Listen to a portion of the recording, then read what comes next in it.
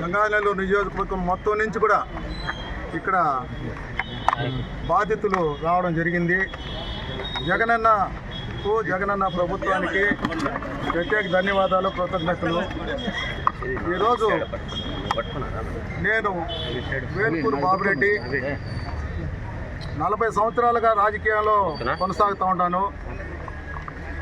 ఎక్కడ కానీ రాజకీయంగా ఇబ్బందులు కానీ ఏమీ పెట్టకుండా రాజకీయంలో మాకున్నటువంటి చిన్న సహాయాల్ని ప్రజలకు మేము చేస్తూ ఉన్నాము.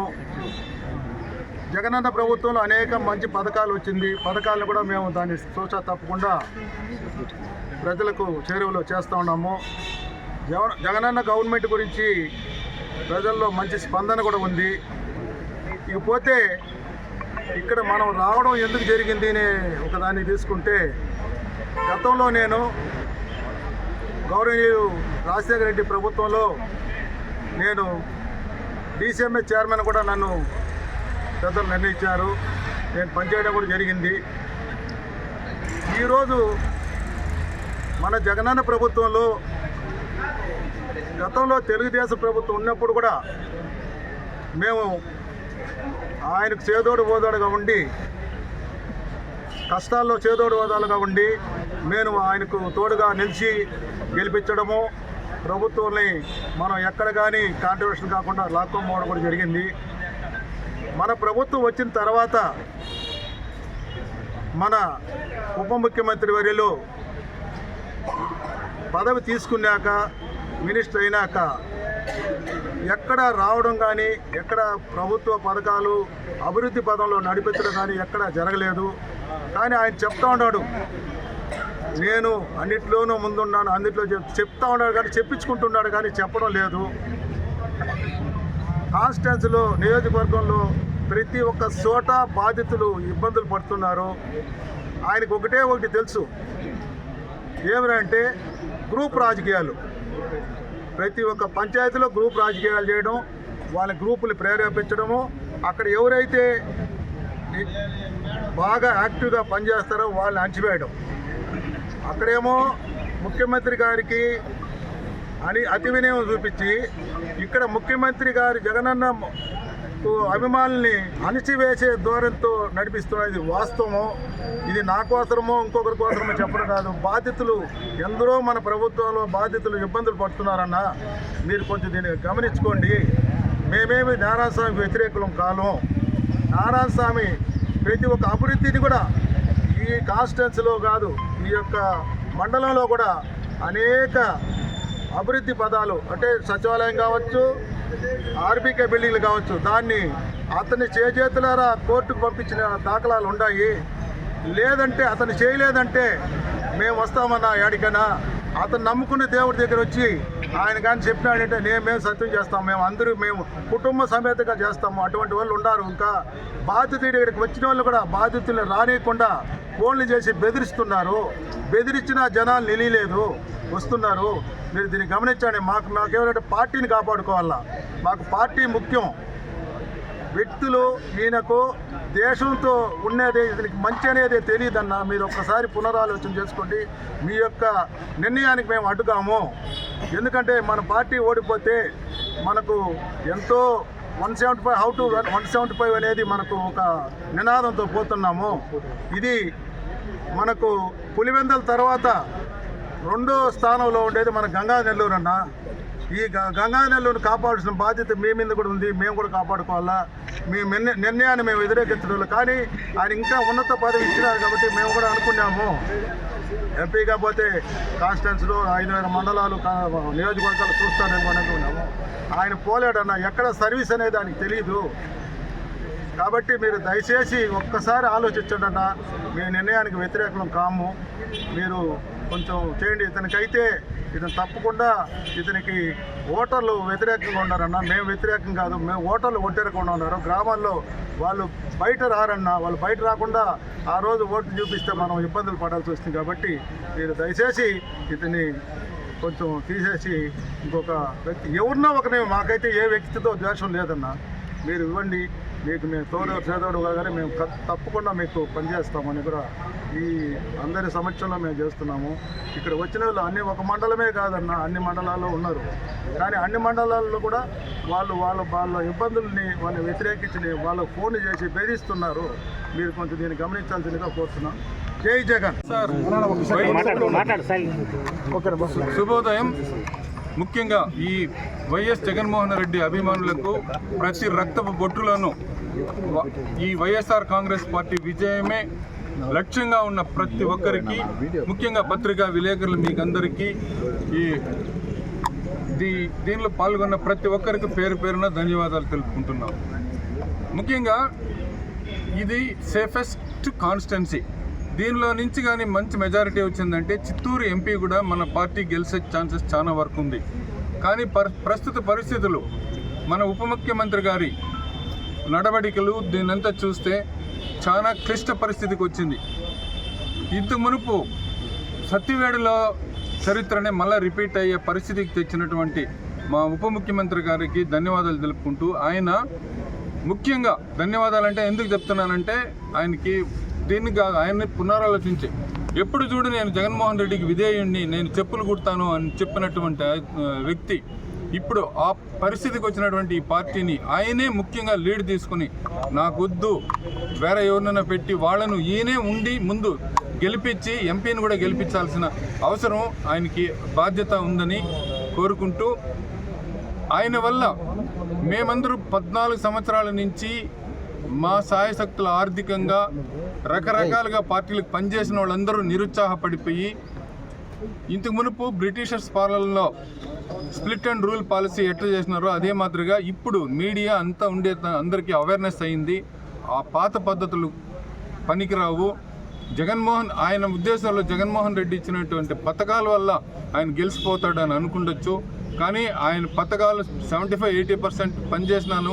ఇక్కడున్న లోకల్ లీడర్ ఎమ్మెల్యే కూడా కొద్దిగా కన్సిడర్ చేస్తారు ఓటర్సు. ఇవంతా యోచన చేసి ఆయనే పెద్ద మనసుతో ఆయన జగన్మోహన్ రెడ్డి గారికి లాయల్ కాబట్టి ఎవరికైనా ఆయనే వేరే వాళ్ళను అవకాశం ఇచ్చి అఖండ మెజారిటీతో గెలిపించి అందచేయాల్సిందిగా విన్నవిస్తున్నాను. Thank you. చేసిన కార్యకర్తలకి, వైఎస్ జగన్మోహన్ రెడ్డి గారి అభిమానులకి, పాత్రికేయ సోదరులకి నా హృదయపూర్వక ధన్యవాదాలు. నేను జిల్లా కోశాధికారి పుత్తూరు ధనంజయ రెడ్డి. ఈరోజు పేద బడుగు బలహీన వర్గాలు సంతోషంగా సుఖంగా ఉండాలంటే అది శ్రీ వైఎస్ జగన్మోహన్ రెడ్డి గారు తీసుకున్న నిర్ణయము. వారు ప్రజలపైన ఉన్న వారు ఇచ్చిన సంక్షేమ పథకాల యొక్క ప్రతిఫలం. ముఖ్యంగా ఈరోజు మేము చెప్పదలుచుకుంది ఏమంటే, గతంలో ఎవరైతే మన పార్టీ అభివృద్ధి కోసం, మన పార్టీ బలోపేతం కోసం కష్టపడ్డారో అటువంటి నాయకులందరూ ఈరోజు వాళ్ళ మనసులో గాయాలు పడి ఎంతో బాధపడుతున్నారు. వారు బాధన మనం అర్థం చేసుకొని ఇక్కడ ఎవరు వ్యతిరేకం కాదు. ఇక్కడున్న స్థానిక ఎమ్మెల్యే గారు గతంలో వారి పక్కన వారి అనుచరుగా నాలాంటి వాళ్ళు ఎంతోమంది రాత్రింబౌళ్ళు కష్టపడ్డాం. ఆ రోజు ప్రతిపక్షంలో ఉన్న వాళ్ళందరూ కూడా మా మీద ఎన్నో తప్పుడు కేసులు పెట్టి మా కుటుంబాలను రోడ్డు మీద వేయాలని చూస్తే కూడా మేము జగన్ గారి కోసం నారాయణ స్వామి గారి కోసం రాత్రింబౌళ్ళు కష్టపడిన నాయకులం మేము. ఈరోజు మా బతుకుల్ని, మా పరిస్థితుల్ని, మాలాంటి వారి మనోవేదనని దయచేసి మీరు అర్థం చేసుకొని ఇక్కడ ఎవరికి వ్యక్తిగత విభేదాలు లేవు. మంచి వ్యక్తిగా ఎవరైనా కొత్త వ్యక్తిని ఎమ్మెల్యేగా అలాగే ఎంపీ మంచి మెజారిటీతో గెలవాలని మేము శ్రీ వైఎస్ జగన్మోహన్ రెడ్డి గారికి చేతులు జోడించి వినమ్రంగా నమస్కరిస్తూ వారిని ప్రాధేయపడుతున్నది ఒకటే, మీరు గంగాధర నెల్లూరు నియోజకవర్గం అనేది రాష్ట్రంలోనే అతి ఉత్తమమైన నియోజకవర్గం, వైఎస్ఆర్సీపీకి కంచుకోట. అటువంటి కంచుకోటలో ప్రతిపక్ష నాయకులు ఎవరైనా ఎమ్మెల్యేగా పోటీ చేయాలంటే ఈరోజు భయపడాల్సిన పరిస్థితి.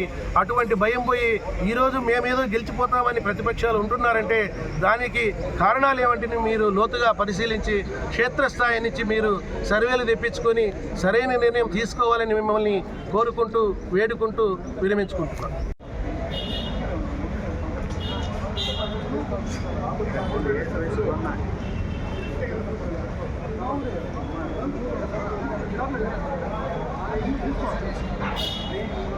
సర్పంచ్గా కూడా మేము కాంగ్రెస్ పార్టీలో ఉన్నాము.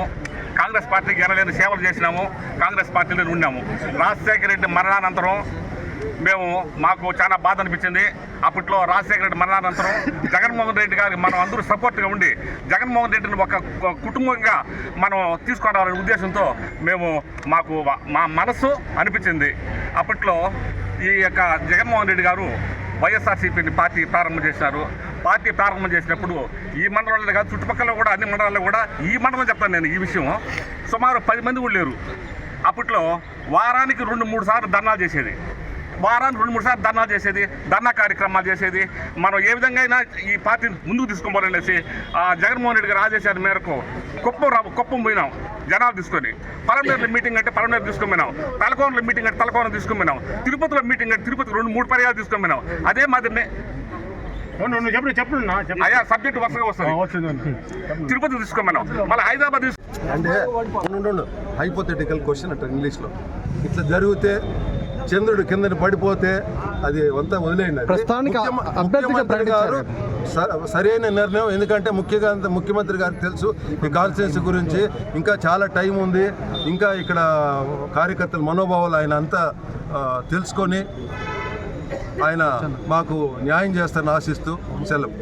ఇంకోటి గొప్ప విజయం చేయాలా, ఇక్కడ భారీగా తరలి వెళ్ళాలని కోరుకుంటూ జై హింద్.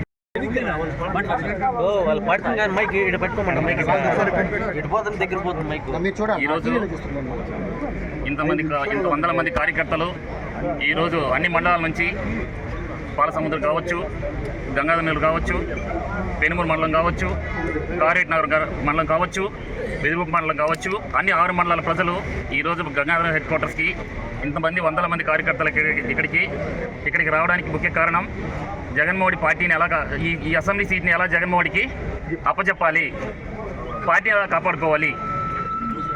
ఎలా కాపాడుకోవాలి, ఇప్పుడున్న పరిస్థితుల్లో పార్టీ సిద్ధాంతాలకు ఎలా కట్టుబడాలి అన్న ఆవేదనతో ఇంతమంది ఇక్కడికి రావడం జరిగింది. సో ఇక్కడికి దాంతో కూడా ఇంతమంది కార్యకర్తలు విన్నపించేది ఏంటంటే, జగన్మోహన్ ఈ పరిస్థితిని అర్థం చేసుకొని ఈ నియోజకవర్గ ప్రజలకి ఖచ్చితంగా ఒక మంచి అభ్యర్థిని పరిచయం చేస్తారని ఒక పెద్ద ఆశతో వందల మంది కార్యకర్తలు ఇప్పటికి కూడా ఎదురు చూస్తున్నారు. చాలా పేషెన్సీతో, చాలా సహనంతో, ఓపికగా వేచి చూస్తున్నారు. ఇదైతే వాస్తవం. సో ప్రస్తుతం ఉన్న అభ్యర్థి నారాయణ స్వామి అయితే మాత్రం పరిస్థితి ఘోరంగా ఉంటుంది. అంటే వాస్తవం ఏంటంటే రూట్ లెవెల్కి వెళ్ళిపోయింది. ఇతను వద్దు అనే ఆలోచన ప్రతి విలేజ్ లెవెల్కి, ప్రతి రూట్ లెవెల్కి వెళ్ళిపోయింది. కార్యకర్త లెవెల్లో 6 నెలల ముందు కార్యకర్త లెవెల్లో ఉంది. ఇప్పుడు ఆ పరిస్థితి లేదు. గ్రౌండ్ లెవెల్ కూడా వెళ్ళిపోయింది. కాబట్టి పరిస్థితి ఘోరంగా ఉంటుంది. ఘోరంగా నేను చెప్పడం అంటే డిపాజిట్లు వస్తున్న పరిస్థితి లేదు. ఎందుకంటే ఈరోజు కారేట్ నగర్ మండల పరిస్థితి 29,000 ఓట్లు లాస్ట్ టైం పోల్ అయితే ఖచ్చితంగా నాకు తెలిసి ఈసారి 3,000-4,000 క్రాస్ అయ్యేది కూడా కష్టం అనిపిస్తుంది. కారణం అన్ని కులాలు దూరం అయిపోయింది అతనికి. అన్ని ప్రజలకు తెలుసు, కార్యకర్తలకు తెలుసు. కాబట్టి సొంత మండలంలోనే అతనికి ఈరోజు అతనికి డిపాజిట్లు దొరుకుతున్న వస్తుందనే నమ్మకం లేదు. ఇదన్నీ పరిస్థితులు కూడా గమనించుకొని జగన్మోహన్ ఖచ్చితంగా దీనికి మంచి సొల్యూషన్ తీసుకొస్తాడని అందరూ ఆలోచిస్తున్నాము. ఖచ్చితంగా మంచి జరుగుతున్న నమ్మకం కూడా ఉన్నది. జై జగన్.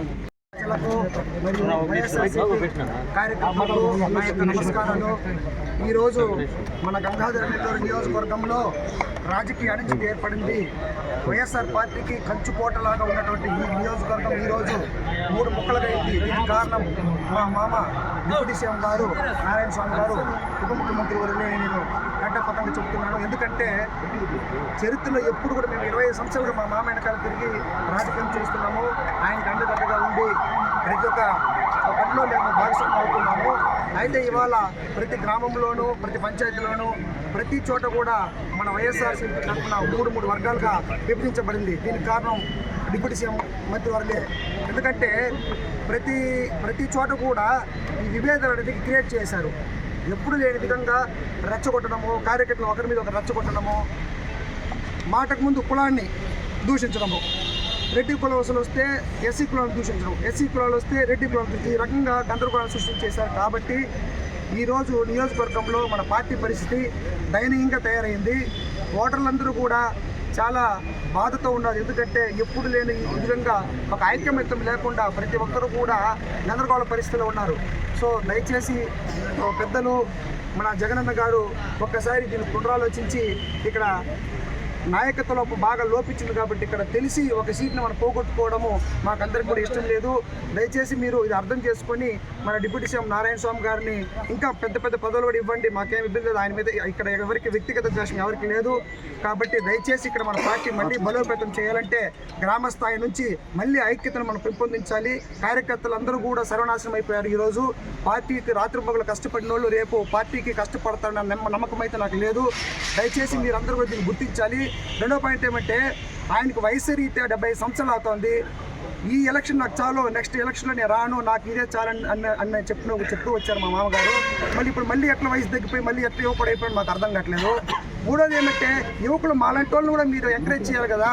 ఎప్పుడు చూసినా ఒక కుటుంబానికి జీవితాంత టికెట్లు ఇచ్చుకొని కుటుంబాన్నే మీరు ప్రోత్సహిస్తే జగనన్న గారు మీ మీద కూడా మాకు కొంచెం బాధేస్తుంది. ఎందుకంటే ఒక ఎస్సీ సామాజిక వర్గంలో ఎస్సీ రిజర్వేషన్ అది ఒక కుటుంబానికి వర్తిస్తుందా, మరి ఏ కుటుంబానికి వర్తించదని మేము అడుగుతున్నాం. ఇవాళ మేము మీకోసం రాత్రి మగలు కష్టపడితే ఎందుకు ఒకే కుటుంబానికి మీరు తరతరాలు తీసుకోబోతున్నారు? ఈ ఎస్సీ రిజర్వేషన్లో ప్రతి ఒక్కరు ఇంకా కష్టపడిన వాళ్ళు ఉన్నారు, వాళ్ళకి ఒక అవకాశం ఇవ్వండి. ఇప్పుడు 3-4 అవకాశాలు ఇస్తున్నారు. ఆయన ఉప ముఖ్యమంత్రి పదవిని బాగా పొందినారు. ఆయన శక్తి వచ్చి లేకుండా ఆయన ఏదో కష్టపడినారు, కానీ ఆయన కష్టం మాకు చాలు, ఆయన సర్వీస్ మాకు చాలు. ఇక దయచేసి ఇక్కడ క్యాండిడేట్ని మార్చి మళ్ళీ మన పార్టీ పుంజుకొని మంచి విజయ పతాకం ఎగరవేయాలని మేమందరూ కూడా ఆశిస్తున్నాము. జై జగన్. గొప్ప విజయం చేయాలా, ఇక్కడ భారీగా తరలి వెళ్ళాలని కోరుకుంటూ జై హింద్. పార్టీ కట్టుబడి ఉంటాం. మేము ఓటు కడి కూడా పోము, ఉబ్బుత్ కడి కొడుకోం, ఇంటి దగ్గర ఉండిపోతాం. ఆయనకు ఓటు మన తప్పుకొని మేము వేయలేము. ఇక్కడ వచ్చినటువంటి కార్యకర్తలకు అందరికీ ధన్యవాదాలు, మరియు మీడియా మిత్రులకు కూడా ధన్యవాదాలు. ఏమంటే మేము ఆల్రెడీ సీఎం ఆఫీస్కి వెళ్ళాము. మా వినతి పత్రం చూసి ఇతను ప్రమోషన్ ఇచ్చారనమాట. ప్రమోషన్ ఇచ్చిన రోజు మేము ఆనందపడ్డాం. ఆల్రెడీ నువ్వు ఎమ్మెల్యే చేసావు, మంత్రి చేసావు, డిప్యూటీ సీఎం చేసావు. డిప్యూటీ సీఎం కానీ ఇంకేముంది, సీఎం ఉంది. సీఎం కాదు, ఎందుకంటే జగన్మోహన్ రెడ్డి ఉన్నారు. కాబట్టి ఇతనికి ఎంపీ పదవి ఇచ్చి, ఎంపీని అఖండ మెజార్టీతో గెలిపించి, ఇతనికి సెంట్రల్ మంత్రి పదవి కూడా పెట్టి ఇతను మంచిగా గౌరవిద్దామని మేమంతా అనుకుంటున్నాం. కాబట్టి ఇప్పటికైనా కూడా కానీ ఉప ముఖ్యమంత్రి గారే వెళ్ళి నాకు ఎంపీ ఇవ్వండి, ఎమ్మెల్యేని 7 మందిని గెలిపించుకుంటాను, నాకు సెంట్రల్ పదవి ఇవ్వండి అని ప్రూవ్ చేసుకుంటానని చెప్పి స్వయాన పోయి జగన్మోహన్ రెడ్డి దగ్గర చెప్పి ఇతను ఇక్కడ తప్పుకోవాలని కూడా మేము కోరుకుంటున్నాము. ఎందుకంటే ఇక్కడ ఒక కార్యకర్త పనిచేసే ప్రక్రియలు నేను ఫస్ట్ సారి పోయినప్పుడు ఏం చెప్పాడు, ఏంబా నేను డబ్బులు ఇచ్చా మీరు ఓట్లు వేస్తే అన్నాడు. ఫస్ట్ నువ్వు డబ్బు నువ్వు ఆడిస్తున్నా, మేము సాలేదు మేము పెట్టుకొని చేస్తున్నా అంటే అవునా కాదు ఉన్నా చెప్పేదన్నా ఏదో తమాషా మాట్లాడతానేమి అని అనుకుంటే ఏదో పని సబ్జెక్ట్ వదిలేశాడు అనమాట. రెండోసారి ఏంబా నువ్వు పలానైన వర్గం కదా అన్నాడు. నేను ఎవరు వర్గం కదా వైఎస్ఆర్ పెట్టి మబ్బు నేను ఫస్ట్ కార్డు తీసుకుని 100 రూపాయలు కట్టే ఇది తీసుకుని నేను కార్డునా అన్నాడు. ఆ రోజు సబ్జెక్టు డైవర్టు. సరే మూడోసారి పోతే ఏమన్నా కానీ అయిపోయినాయి. ఏంబా మీరు నన్ను చూసి ఓటేస్తారా, జగన్మోహన్ రెడ్డి దాన్ని చూసి వేసిందా అని ఆ రోజు డైవర్ట్. ఏదైనా ఈయన ఉప ముఖ్యమంత్రి మన పని కోసం వస్తే ఇది 3 సార్లు వస్తే 3 పదాలు చెప్తారు. ఎందుకంటే లాస్ట్కి పోయినప్పుడు ఏం చెప్పాడు, యాదవ్ పంచాయతీని సాల్వ్ చేయని పోతే నీ మీద కేసు పెడతా, నేను జైలుకి వేస్తాను అంత. ఆ రోజుతో వెళ్ళిపోయాను అనమాట. ఈరోజు కూడా పార్టీ మీద అభిమానం ఉంది. జగన్మోహన్ రెడ్డిని మళ్ళీ సీఎం చేయాలి, 25 సంవత్సరాలు ముఖ్యమంత్రి కావాలి జగన్మోహన్ రెడ్డి అని మాకు సంకల్పం ఉంది. ఆ సంకల్పంలో 175కి 175 కలవాలంటే ఈ సీటు కూడా ఇంపార్టెంట్. కాబట్టి ఈ ఉప ముఖ్యమంత్రి నారాయణ స్వామిని మీరేమంటే ఒక్కొక్క చోట 3 వర్గాలు 4 వర్గాలు 5 వర్గాలు పనిచేయదు, ఒక వర్గం పనిచేయదు 3 వర్గాలు పనిచేయదు. అందుకే మీరు కొత్త క్యాండిడేట్కి ఇవ్వండి, కంపల్సరీ అందరూ పనిచేస్తారు. ఇతని మీద ఎంపీకి ఎవరికి దేశం లేదు, ఎంపీలు ఆయన పని ఏదో చేసుకుంటారు. కాబట్టి ఖచ్చితంగా కూడా మన ఉప ముఖ్యమంత్రి గారిని విరమించుకొని ఎంపీ అభ్యర్థిగా మళ్ళీ ప్రమోషన్ తీసుకోవాలని. వయసు అయింది కాబట్టి 75 పైన అయిన వాళ్ళందరూ ఎంపీలో ఉంటారు. కాబట్టి కంపల్సరీగా ఇతనికి ఎంపీ ఇవ్వాలని కూడా మేము కోరుతున్నాం. సర్పంచ్గా కూడా మేము కాంగ్రెస్ పార్టీలో ఉన్నాము. కాంగ్రెస్ పార్టీకి ఎనలేని సేవలు చేసినాము. కాంగ్రెస్ పార్టీలో ఉన్నాము. రాజశేఖర రెడ్డి మరణానంతరం మాకు చాలా బాధ అనిపించింది. అప్పట్లో రాజశేఖర రెడ్డి మరణానంతరం జగన్మోహన్ రెడ్డి గారికి మనం అందరూ సపోర్ట్గా ఉండి జగన్మోహన్ రెడ్డిని ఒక కుటుంబంగా మనం తీసుకురావాలనే ఉద్దేశంతో మాకు మా మనసు అనిపించింది. అప్పట్లో ఈ యొక్క జగన్మోహన్ రెడ్డి గారు వైఎస్ఆర్సీపీని పార్టీ ప్రారంభం చేశారు. పార్టీ ప్రారంభం చేసినప్పుడు ఈ మండలంలో కాదు చుట్టుపక్కల కూడా అన్ని మండలాల్లో కూడా ఈ మండలం చెప్తాను నేను ఈ విషయం సుమారు 10 మంది కూడా లేరు. అప్పట్లో వారానికి 2-3 సార్లు ధర్నాలు చేసేది, వారానికి 2-3 సార్లు ధర్నాలు చేసేది, ధర్నా కార్యక్రమాలు చేసేది. మనం ఏ విధంగా అయినా ఈ పార్టీని ముందుకు తీసుకోవాలనేసి జగన్మోహన్ రెడ్డి గారు ఆదేశాల మేరకు కుప్పం పోయినాం జనాలు తీసుకొని. పలమనేరులో మీటింగ్ అంటే పలమనేరు తీసుకొని పోయినాం, తలకోనలో మీటింగ్ అంటే తలకోన తీసుకొని పోయినాం, తిరుపతిలో మీటింగ్ అంటే తిరుపతి 2-3 పర్యాలు తీసుకొని పోయినాం. అదే మాదిరినే అయ్యా సబ్జెక్ట్ వరుసగా వస్తుంది. తిరుపతి తీసుకున్నాం, మళ్ళీ హైదరాబాద్ ఇక్కడ విచ్చేసిన గంగాధర్ నెల్లూరు నియోజకవర్గ ప్రజలు, కార్యకర్తలు మరియు పాత్రికేయ మిత్రులకి అందరికీ పేరు పేరున వందనాలు. ఈరోజు ఇక్కడికి రావడం ఇదేమి ఒక సంతోషకరమైన వాతావరణం కాదు, కానీ మనకు ఎట్లయితే బాడీలో ఒక చిన్న ప్రాబ్లం వస్తే ఎట్లా మన డాక్టర్ దగ్గర పోయి దానికి ఒక చికిత్స చేసుకుంటామో ఆ విధంగా మనకు పార్టీలో కొన్ని ఇబ్బందులు అధిగమించి ఇక్కడ మనం పార్టీ గెలవాలంటే దానికి ముఖ్య కారణం పార్టీకి జగన్మోహన్ రెడ్డి పెట్టిన పథకాలు మరియు ఇక్కడ కార్యకర్తలు వారి మనోభావాలు చాలా ముఖ్యం. మనకు ఫార్చునేట్లీ జగన్మోహన్ రెడ్డి గారి పథకాలు గ్రాస్ రూట్ లెవెల్లో బాగా చొచ్చుకోబోయినాయి, మంచి ఆదరణ ఉంది, అభిమానం ఉంది. కానీ ఇక్కడ దురదృష్టం ఏమంటే మన స్థానిక మంత్రి గారు కార్యకర్తలు నాయకులు మనోభావాలు దెబ్బతీసి ఇప్పుడు ఇది ముందు వక్తలు చెప్పినట్టు ప్రతి విలేజ్లో ఏదో ఒక 3 గ్రూపులు 4 గ్రూపులు క్రియేట్ చేయడము, ఎప్పుడు ప్రతి ఒక్కరు ఏమంటారు ఇన్సెక్యూర్గా ఫీల్ అయ్యేటట్టు ఒక కార్యక్రమం అనేది నిరంతరం ఆయన చేస్తూ వచ్చినాడు. దాన్ని ఆయన ఒక ఎమ్మెల్యేగా ఉన్నప్పుడు, సాధారణ ఎమ్మెల్యేగా ఉన్నప్పుడు ఈ కాన్స్టిట్యున్సీ ఆయన్ని పువ్వుల్లో పెట్టి చూసుకుంది. అదే ఉదాహరణ మీకు. ఈరోజు ఆయన ఉప ముఖ్యమంత్రి అయ్యి ఎందుకు ఇంత ఆయన మీద వ్యతిరేకత వచ్చిందో ఒక సింపుల్ లాజిక్ అండి, అర్థం చేసుకోవాలా. ఆయన ఎమ్మెల్యేగా ఉన్నప్పుడు ఆయన ఎట్లా ఆదరించింది ఈ కాన్స్టిట్యున్సీ, పువ్వుల్లో పెట్టి ఆయన్ని తల మీదకి ఎత్తుకొని అందరూ చేసేటువంటి నాయకులంతా ఈరోజు ఆయన ఉప ముఖ్యమంత్రి అయ్యి ఇంతమందిని దూరం చేసుకున్నా అంటే సింపుల్, ఎవరైనా పసిబిడ్డకైనా అర్థమవుతుంది దీంట్లో లాజిక్ ఏమో. అది మీరు ముఖ్యంగా ఆలోచించి, ఎంతో గొప్ప నియోజకవర్గం ఇది. జగనన్నకు చాలా ఇష్టమైన ఆ రోజు ఇక్కడ మన జగనన్న గారు 2019లో పాదయాత్ర చేసినప్పుడు కూడా పెనుమూరులో ఇది పెట్టారు సభ. చాలా గొప్ప సభ అది. జగనన్న ఎప్పుడూ మధ్యలో ఉండే సభ అది. ఇట్లా కాన్స్టిట్యున్సీలో మన దురదృష్టం ఈరోజు మన అపోజిషన్ పార్టీ వాళ్ళు తొడగొట్టి మేము గెలుస్తామనే స్టేజ్కి వచ్చిందంటే దీన్ని హైకమాండ్ కొంచెం ఆలోచించాలా. దీంట్లో లోపాలు ఉంది. ఎవరు కానీ ఆయన వ్యక్తిగతంగా ఆయన విరోధం లేదు. ఆయనకి చాలా ఉన్నతమైన పదవి, ఆయన రాజకీయంలో సుదీర్ఘ అనుభవం ఉంది. ఇంకోటి ముఖ్యమైన విషయం ఎవరు చెప్పలేదు, ఆయన వైఎస్ఆర్ పార్టీ పెట్టినప్పటి నుంచి జిల్లా పార్టీ అధ్యక్షుడిగా పనిచేసి ఆయన కుప్పం నుంచి మొత్తం జిల్లా పేరున ఆయనకి పరిచయాలు ఉన్నాయి. ఆయన పార్లమెంటుకి పోతే చాలా అనుకూలము.